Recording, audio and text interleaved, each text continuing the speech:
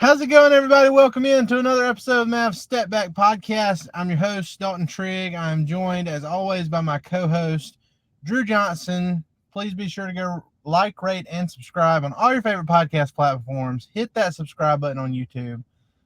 Go to Apple Podcasts. Leave us a review. Enter yourself for a chance to win future giveaways. Okay, so, the Mavs, they got off to a great start with a win over the Spurs.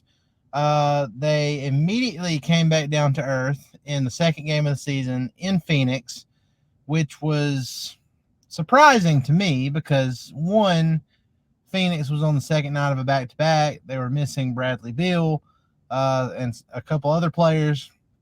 And Luka always goes off in Phoenix. He loves playing there. The Mavs had the rest advantage. And I thought they had the big man advantage too. I texted you before the game. We were talking a little bit, and I fully expected Daniel Gafford and Derek Lively to dominate this game in the paint, and it just didn't happen. The Mavs, they ended up losing to the Phoenix Suns 114 to 102. The Mavs are now 1-1 on the season. Phoenix improves to 2-1 on the season. Just a quick stat rundown before we get into our initial thoughts following this loss. Luka did do his thing. He had 40 points, 10 rebounds, 4 assists, only 2 turnovers on the night. He was 12 of 25, which was an uptick from, I believe, 9 of 25 in the season opener. So a little bit more efficient. Hit 5 of his 13 threes, 11 of 12 from the free throw line. So, Luka did his thing. Klay Thompson, he was 7 of 16 from the field, had 19 points. Kyrie Irving, he didn't have a good shooting night by his standards, 9 of 22. He had trouble finishing it, especially with his left hand, the hand he had surgery on. And it makes me wonder if something is like wrong with that hand, or maybe he's just having trouble trusting it again, following all the surgery and everything. I don't know.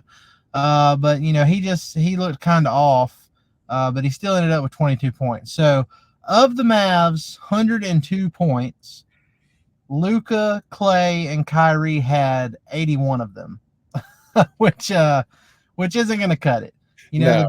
The bench had 9 points overall for the Mavs, and 2 of them came from Najee Marshall in garbage time. So essentially you had 7 points off your bench. That's not going to cut it.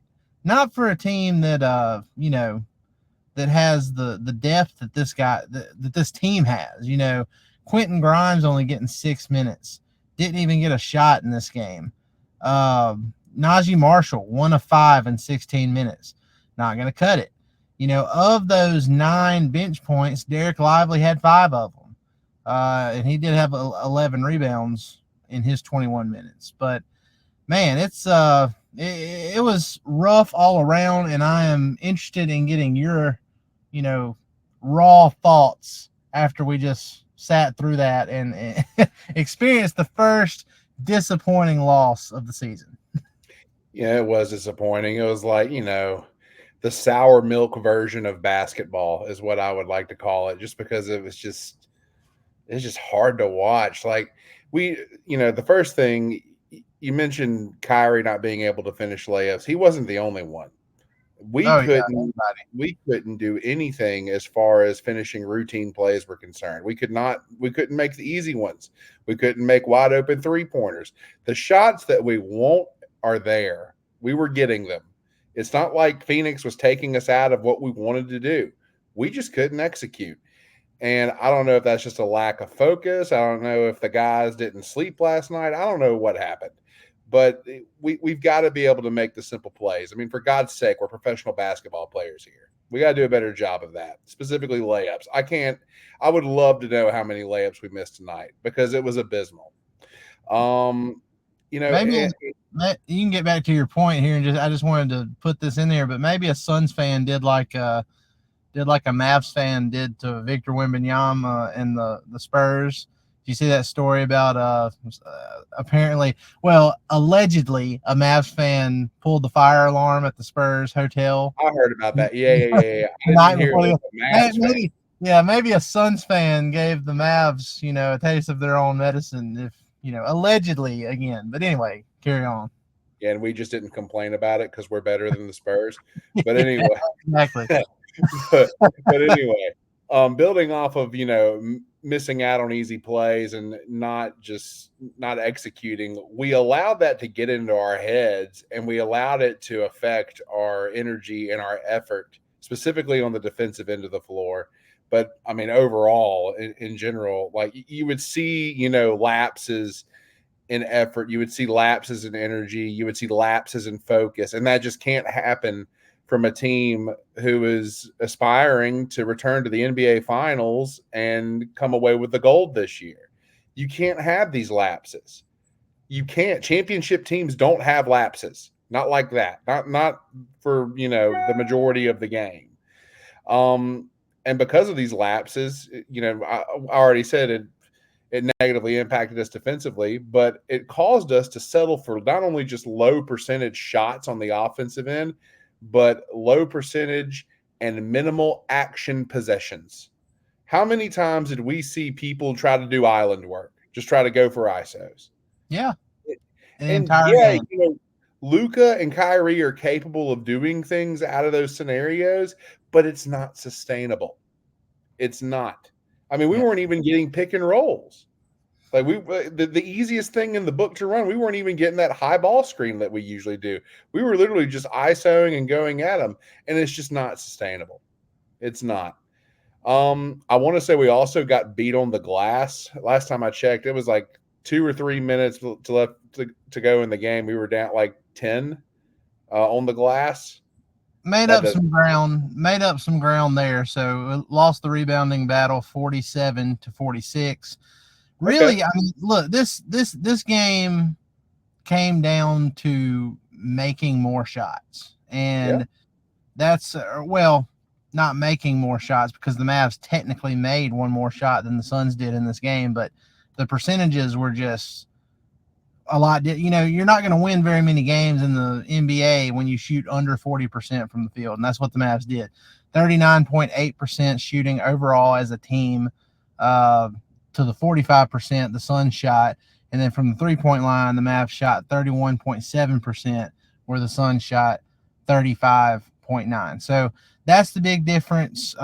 Free throw shooting was a big difference. Now look, I'm not trying to come on here and blame the referees for a loss in game 2 of the season, because make no doubt,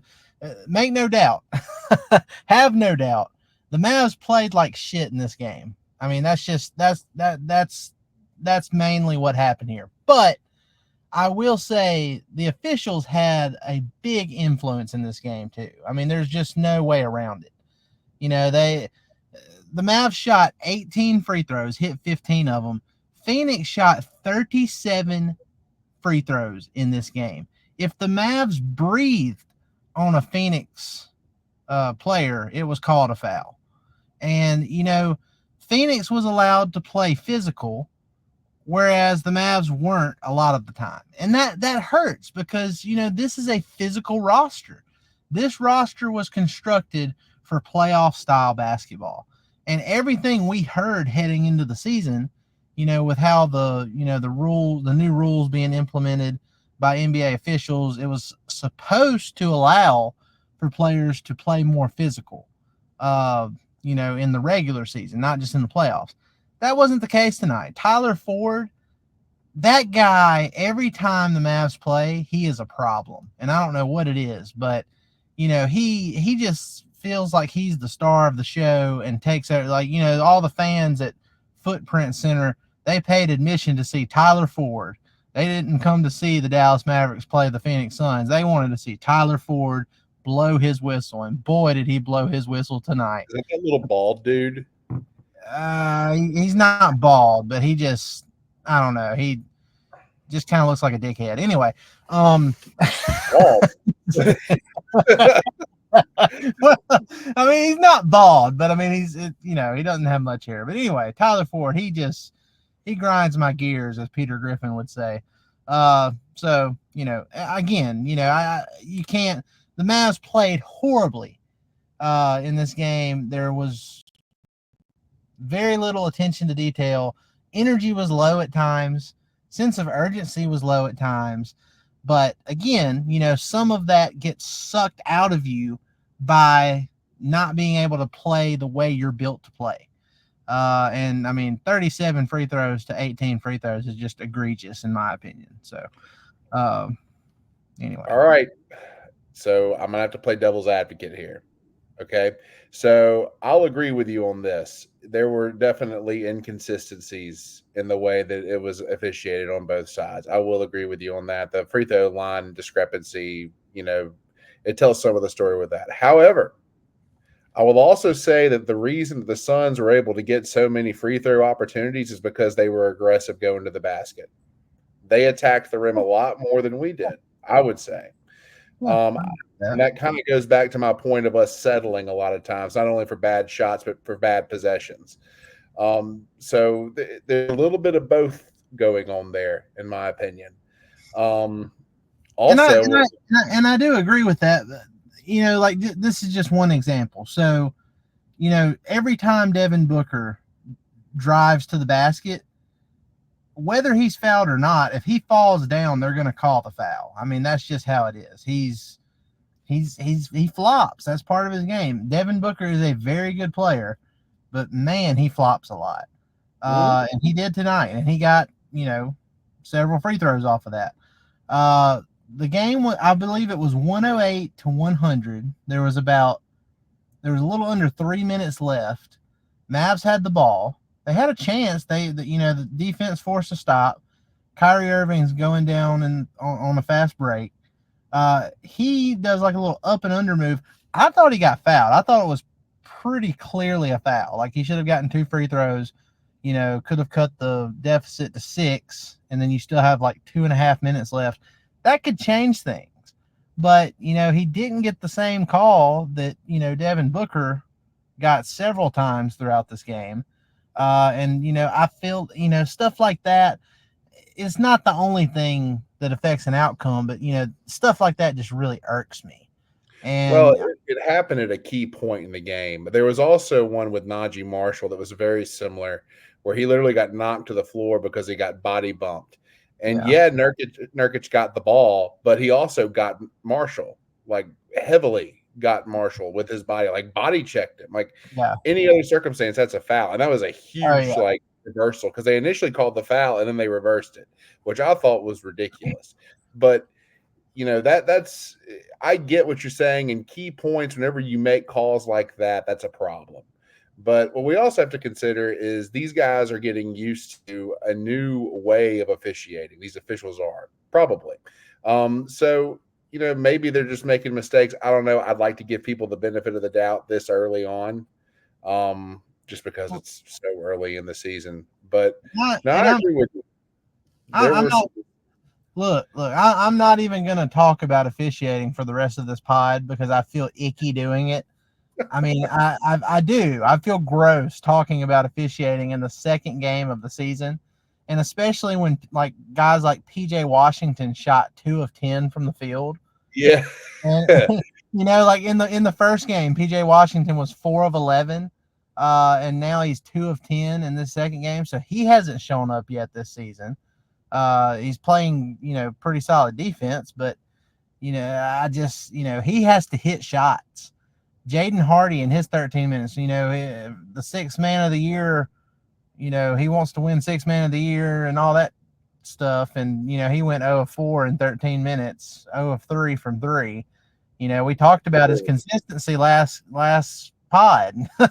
And if he wanted to be a mainstay in the rotation, he was going to have to be more consistent than that. And, he didn't do it. His first test, as far as being consistent, he failed it. So, you just can't win games when some of your main players shoot as poorly as what they did. Even Klay Thompson, he had 19 points and he hit 5 threes, but he also missed 7 threes. You know, there were several times, and I don't think it was a case like 1 3 he pump faked when he didn't have to pump fake. Yep. He did Another that a couple times. Yep. Yeah. Another time he took a dribble when he didn't need to. Now, against the Spurs, when he did that, it didn't matter. He lined it up and he hit it anyway. But he doesn't need to do that. He needs to just let it go. Like in rhythm. He needs to do what he was brought in to do, and that's make threes. He's And overthinking. you know, and I think that he comes from a situation where he had to really consider the shots he was taking just because of the type of offense they ran. I mean, everything was geared towards the three-pointer. And, you know, the go-to man's the open man and all that good stuff. But he has to understand that he has a well-defined role on this team, and that is to knock down shots that are given to him. And he had several wide-open looks that he took way too long to release on, because he was doing the things that you were talking about. He, you know, shot faked where he really didn't need to. Just a whole bunch of hesitation. He doesn't need to hesitate. He needs to let it fly, because you're never going to be more open than when you first catch the ball. So that's whenever he needs to let it go. But overall, you know, I really think a lot of our scoring issues, and I hate to throw this on the bench, but whenever we have such a pitiful bench performance like we did tonight, they've got to be better, because they're better than this. They're better players than this. Look, and when you have 9 bench points and Lively makes up 5 of those 9 bench points, you know, these are this is the kind of game where it makes sense to throw Spencer Dinwiddie in there and just see what he can do. He didn't get off the bench tonight. I mean, and I get it. He was horrible in the preseason. You know, there's a chance that Spencer Dinwiddie might be washed. You know, I still think he has a little bit to give, but you know, these kind of games are the games where you kind of throw him in there and just see what he can do. But you know, maybe we see it next game. I don't know. Especially if Hardy isn't going to be consistent like we've talked about. If he's not, then it's going to give Dinwiddie a chance to, you know, take over that role off the bench. But yeah, the thing about Dinwiddie is when Dinwiddie is good, he is actually incredibly serviceable. He can knock down shots. You know, he has a really long 6'6" frame. He's a pretty decent defender. He can handle the ball. He can make plays. The issue with Dinwiddie is sometimes, a lot of times, he just gets out of control and he does the wrong thing. But hey, I mean, it's no worse than what Jaden Hardy did tonight. And I don't think you give up on Hardy just yet. Let's give him a few more games, see what a larger sample size tells us about his consistency. Yeah. And if it's bad, then yeah, you make a change. But, you know, overall, this was just a bad game, really bad shooting night. What I'm more worried about than the poor shooting performances is how we let our poor shooting affect us mentally, and how it bled over into other aspects of our game tonight. That can't happen. That's not what championship teams do. Yeah. Starting out the game, I mean, you know, the Mavs can't be giving up, you know, 35 points in the second quarter. No. That was a killer right there. I mean, you can't give up that many points in a quarter. So defense has definitely been a problem so far in the first half of these games. They eventually pick it up in the second half, but it was, you know, it was too late, especially when you're going to shoot under 40%. So, and let's talk about defense real quick, if you don't mind. Yeah. So, you know, I know that Maxey went out with an injury earlier, and you said something about, you know, this may not be too terribly bad of a thing because Kidd likes to throw him in there in small ball lineups, and he can be. I know he's strong. I know he's got length, and I know we saw him do something really amazing during the first game against the Spurs. But overall, the guy can be a defensive liability at times, specifically whenever he's dealing with someone like Nurkic who can just bully him around. What we have to understand is we can't give up, I wouldn't even say a defensive advantage, but a defensive, you know, something that helps us defensively. Yeah. We can't give that up in favor of something that could potentially help us offensively, specifically whenever we're shooting, jack crap from the field and from beyond the arc. And whenever Phoenix shot the ball pretty well tonight. I thought they did a pretty good job offensively. So we can't just hope to outscore people.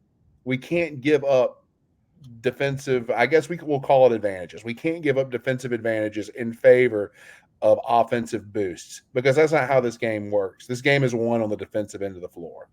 And to be clear, look, I'm not saying that I'm hoping Maxey gets hurt. You don't hope for anybody to get hurt. No, I'm just saying, when Maxey isn't available, it kind of saves Kidd from himself a little bit, because there are times where, yes, Gafford will struggle, like he did against Nurkic tonight a few times. There are times where Lively will struggle, but you have to have one of those guys on the floor throughout the game. At no point in time should you have neither of those guys on the floor.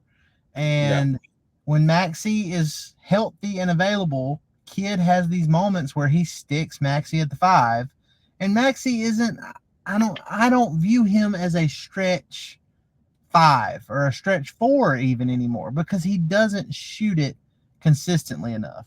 And some people, Mavs State media, as we call them sometimes, there are certain people in Mavs State media that like wag their finger and get on to people who say bad, mean things about Maxey Kleber when he's not shooting. And then, if he comes back in the next game and hits like 5 or 6 threes, they'll be like, see, we told you so. But it's not consistent. He doesn't do that a lot. More times than not, he's not going to be that guy anymore, and he's always getting hurt. So, we saw it in the playoff run, DJ. He got hurt in that Clippers series, and then Kidd was forced to have either Gafford or Lively on the court at all times, and they ended up going to the NBA Finals. Like, it was fine. They didn't skip a beat. No, we were actually better. And, I know there's people like that, like what you're saying, but the bottom line is this, guys. And I'll just say it again, you cannot give up defense for offense whenever your offense is struggling and the other team is scoring at will. It doesn't work that way. It does not work that way. Well, and nobody, I hope Maxey's thing isn't serious and all that, but I just feel like Kidd tries to get a little too cute. And I get it. Maxey's been here a long time. He's respected. He plays with a lot of energy. He's kind of like Dwight Powell in a way. He has much better defensive capabilities than Dwight Powell does. But you get what I'm saying. Like, he's a better player than Powell. Yeah, he's just a guy that Kidd feels obligated to play, sometimes a little too much, and sometimes in the wrong position. If you want to put him at the 4 with Lively or Gafford at the 5, fine. I think that works great. You have a lot of size. You're going to have 3 shooters at the 1 through 3 spots for sure, because Maxey's not consistent, and neither Gafford or Lively have shown that they can shoot threes consistently yet. But, if you're going to play Kleber, that's the way you need to play him. And before we pay some bills here, I do want to point out, because I've taken several sips here, I'm not drinking something I shouldn't in my vehicle. This is a Mountain Dew Baja Blast Zero. So I'm just, and no, this isn't an ad, but if they wanted to, I would certainly do it because I love their product. Wink, wink. Yeah, we're gonna pay a few bills here, and we'll be back on the other side to talk about a couple more Mavs topics. But I'm gonna start out with some things from the Phoenix side that kind of stood out to me. So bear with us. What's up, y'all? We're taking a quick break to tell you about PrizePicks. PrizePicks is America's #1 daily fantasy sports app with over 5 million active members. PrizePicks is the easiest and most exciting way to play daily fantasy sports. Unlike other apps, on PrizePicks, it's just you against the numbers. All you do is pick more or less on 2 to 6 player stat projections and watch the winnings roll in. You can now win up to 100 times your money on PrizePicks with as little as 4 correct picks. Want to play PrizePicks alongside Drewski, Joe Budden, and MMA champ Sugar Sean O'Malley? You can now find community plays under the promos tab of the app to view entries from some of the biggest names in the PrizePicks community each week. Download the PrizePicks app today and use code STEPBACK to get $50 instantly when you play $5. That's code STEPBACK on PrizePicks to get $50 instantly when you play $5. You don't even need to win to receive the $50 bonus. It's guaranteed. PrizePicks, run your game. Okay, so swinging things to Phoenix's side, Kevin Durant was awesome. He scored 31 points, had 9 rebounds, a block, a steal. You know, he's an ageless wonder, just like LeBron James is. Shot 10 of 21 overall, hit 4 of his 8 threes, very efficient.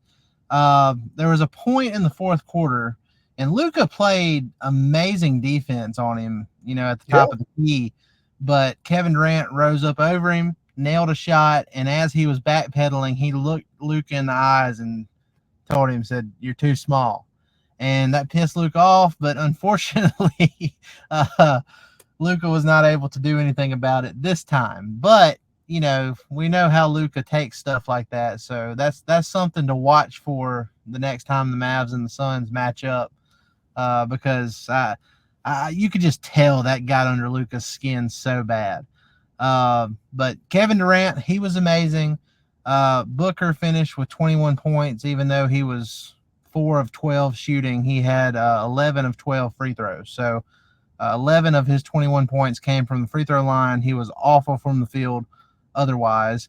Nurkic, best big in the entire game, 18 points, 14 rebounds, had a huge block there on Najee Marshall, I believe it was, in the fourth quarter. Block. It wasn't no damn block. Yeah, they reviewed it. It was initially called a foul, then it got challenged, and they said it was a clean block, which there's a lot of body contact there. But anyway, Nurkic was great. One guy that really stood out to me for Phoenix, DJ, was Ryan Dunn, a rookie out of Virginia, 6'8" forward. Like he's very aggressive defensively. He hit 3 of 6 threes in this game, and he's been good, you know, all season so far for Phoenix. So that's a guy that stood out to me. He really made an impact. He had 13 points in this game, was a +4 in his 21 minutes. That's a guy, you know, we look at this Phoenix roster, and at first glance, it doesn't really look like a roster that can truly compete for a title, you know, because I don't think they have the depth to do it, in my opinion. But, you know, if you have a guy like Ryan Dunn develop, and kind of like how Lively did for the Mavs last year as a rookie, that can always accelerate things. So he was in my opinion, he was one of the X factors for Phoenix tonight. No, he was solid. He really caught my attention on the defensive end. I mean, they entrusted him so much defensively that they actually started him out guarding Luka to begin the game. Yeah. And, you know, Luka did get the better of him a few times because, you know, he's Luka and Ryan Dunn is a rookie. But he ended up doing much better than I thought he would, much to my dismay, because I actually started out the game talking crap about why the hell does Phoenix have a rookie guarding Luka Doncic? Yeah. So, you know, shut me up, go for it. But I mean, you know, he was solid at University of Virginia, really well coached. Unfortunately, they're not going to be cranking out anybody else that's coached like that from Virginia anymore because Anthony Bennett just retired. But you know, the guy, he's going to be solid. He's got solid intangibles. He plays really hard. He does all the right things. I'm sure he's great in the locker room, just like a lot of those Virginia guys are. You know, the people from Virginia and people from Villanova back whenever Jay Wright was there, you know, they're always going to be pretty good for your locker room just because they understand what the meaning of culture is. So you can't miss with those guys.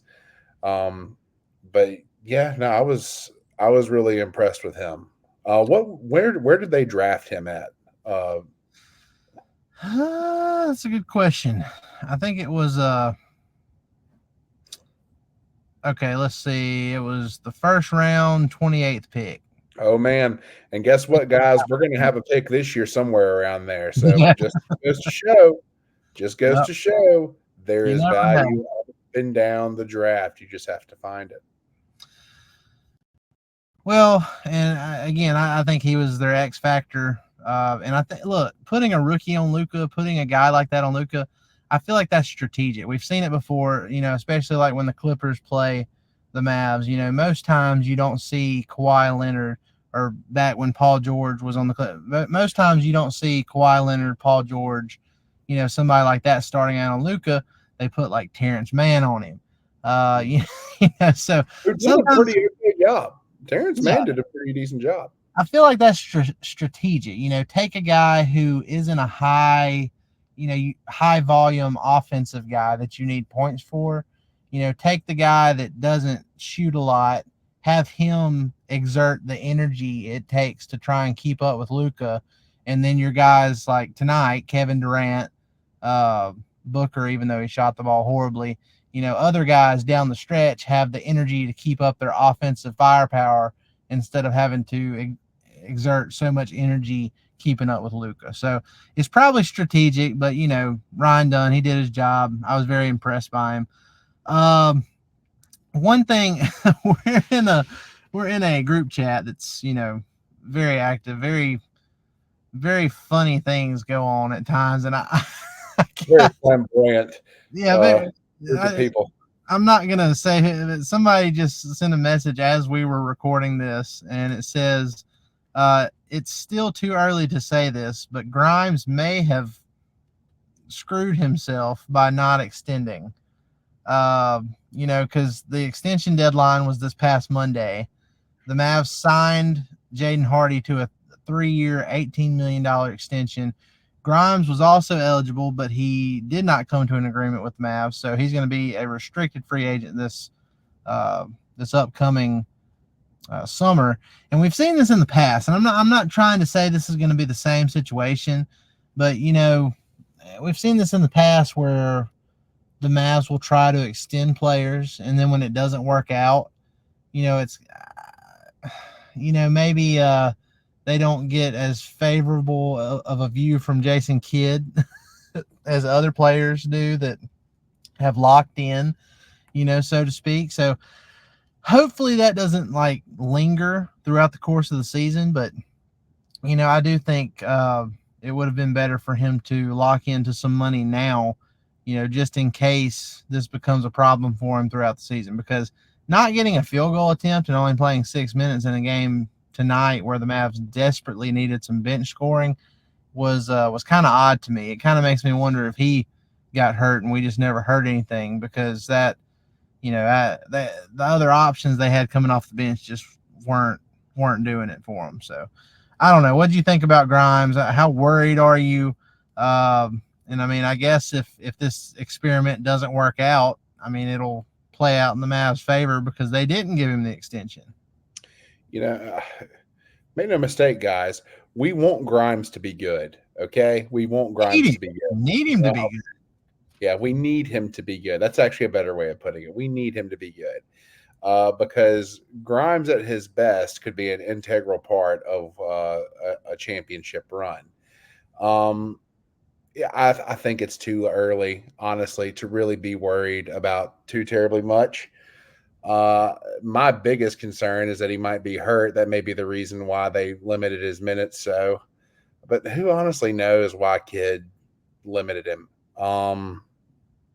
Maybe it was to prove a point about something. I don't know. But he's definitely more talented and more gifted than what he showed in limited time tonight, I think. And I think that he's talented enough to warrant extended minutes. You have to wonder, was something said that pissed Kidd off? I don't know. I don't know what the deal was, but I think the guy has the potential to really help us. And I don't think that we should be worried yet. Give it some time. Yeah. I mean, look, this is a marathon. This isn't a sprint. Uh, this game 2 of 82, and there are going to be several more games where we're excited because the Mavs won. There's going to be several more games where, we're coming on here and trying to break down a loss and why it happened and all that. So, long season, we're going to pace ourselves, but the Mavs, they'll have a chance to bounce back on Monday night against the Utah Jazz. They're back home at American Airlines Center. I think that's a game, as long as they find some way to contain Lauri Markkanen, I think they'll have a really good chance to bounce back against Utah. And then, Tuesday night, it'll be pretty tough. They'll go to Minnesota and play the Timberwolves for go back to the place where they hoisted the Western Conference Final championship trophy on the second night of a back-to-back. So, but after that, after the Utah game, after the Minnesota game, that quick back-to-back, the Mavs have a 5-game homestand against Houston, Orlando, Indiana, Chicago, and then Phoenix again. Phoenix comes to Dallas. So they have a chance to rack up some wins here. If they can handle the back-to-back and then go home and hopefully have a good run on that 5-game homestand. That away back-to-back's tough, man. Going from Salt Lake to Minnesota, that's rough. Well, no. So they'll be in Dallas for playing Utah. Okay, got the line center, but then they'll go. So they're flying from Phoenix back to Dallas to play Utah, and then from Dallas to Minnesota, and then Minnesota back to Dallas.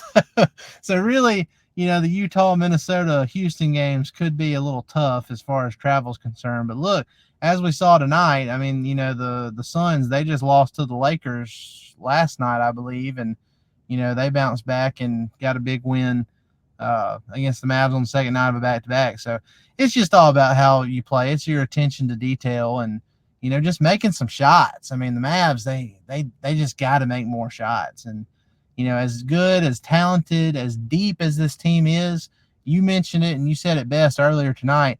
It's still going to take time for them to gel. I mean, it's got to. I mean, it's just natural part. You can't take out 3 pieces of a team that made it to the NBA Finals, put 3 more pieces in there that are on paper better without having some kind of bumps and bruises. So they got to figure out a few different things. I don't think it's major tweaks, but they have to figure out a few things, and I think they'll be off and running here pretty quick. I think a lot of the issues that you're seeing is just not having a fully developed chemistry yet. It takes more than a few months of practice to really develop it. You need game reps. And there's just, you can practice game-like scenarios and have people go game speed all you want in practice, but it's never going to be the same as the real thing. That's why I urge everyone to not freak out.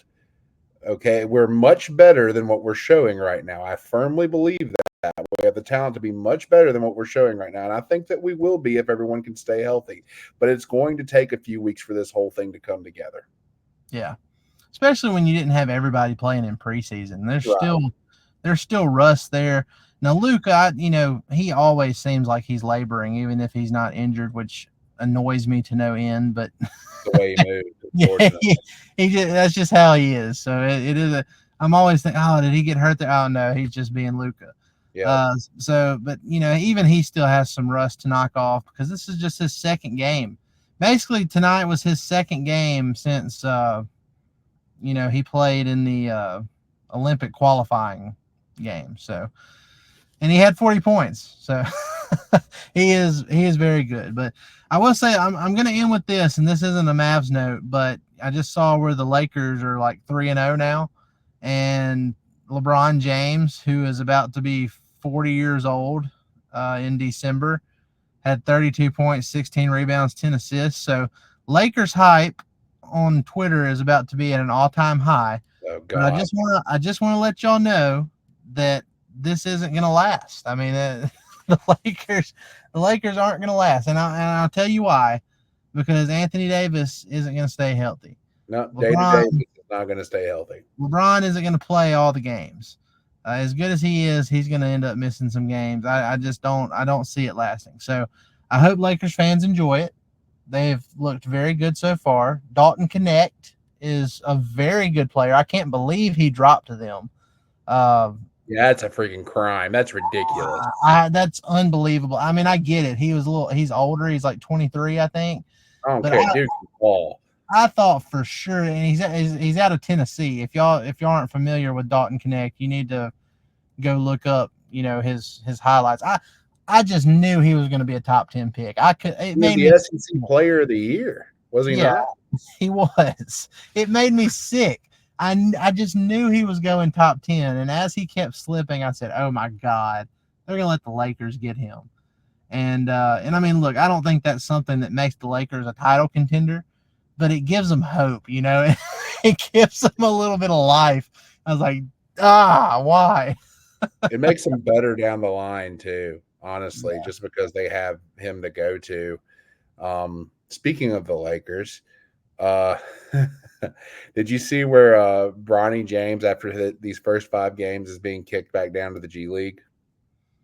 I did not, but that doesn't surprise me. I figured that's how it would go. That he'd be there for the first game. They'd plug him in there to get the father-son moment, which would, I mean, look, if we're being, that is objectively a cool thing. It is to be, to check into the game with your dad, who is arguably, the greatest player of all time. It's between him and Michael Jordan. And, I mean, it was a cool moment, but I knew that's what was going to happen. I knew he was going to, get to play a little bit in that first game, get that moment, have everybody write about it, and like, okay, now to the G League you go. Let me ask you this. Is he going to be the highest paid player in the G League? He's already the highest paid 55th pick ever. I'm pretty sure he is. Yeah. I'd have to look and see. I'm pretty sure it is. Yeah. I'm pretty sure he's the highest paid. He's got a lot to do to live up to it. He's got a lot. So funny to me. People just throw money at him because of his. I'm not going to go there. I'm not going to be a hater today. I'm not. Well, I don't think it's hating to say that Bronny James just is not an NBA player at this point in time. That's not saying he might not develop into that going forward, but it's pretty obvious if you've watched any of those games that he's been in. He's just not there yet. So, we'll see how it goes. Pains me. Okay, I am going to hate right now. What pains me is the fact that you have so many people in certain positions that should know what they're talking about and do know what they're talking about that insist that he is an NBA player. And it's so cringe. It's especially cringe to hear someone like JJ Redick talk about him like that, who I know knows basketball on an intricate level. Come on, JJ. He knows what's going on, but he also, I mean, we all know we all know why he's doing it. So, it is what it is. By technicality, Bronny James is an NBA player, but y'all know what we mean. He is technically, but he's not. It is what it is. We're gonna stop there, but guys, we appreciate it. I know these, especially after a loss, a lot of people don't really care to hear about stuff that went wrong and all that stuff. They just kind of want to wipe the slate clean and look forward to the next game. But this is what we do. We, the Mavs, they lose a game. We examine it. Why did they lose it? What can they do better? The sky isn't falling, not yet at least. And we move on to the next. So we appreciate y'all joining us every single time we come on here. We will be back Monday night after the Mavs Jazz game to recap that one as well. So stay tuned. We will enjoy getting to recap that one for you as well. Thanks again. Be sure to like, rate, and subscribe. Go to Apple Podcasts. Leave us a review. Your continued support is greatly appreciated, especially, as we branch off here after this next week. Thursday will be our last day doing stuff with DallasBasketball.com, and then it's all Mavs step back from here on out. So we appreciate every one of you. Continue to do all the good things you do to help us out by liking, rating, and subscribing. Thanks, guys. Y'all have a great one. We'll see you next time. Thank y'all.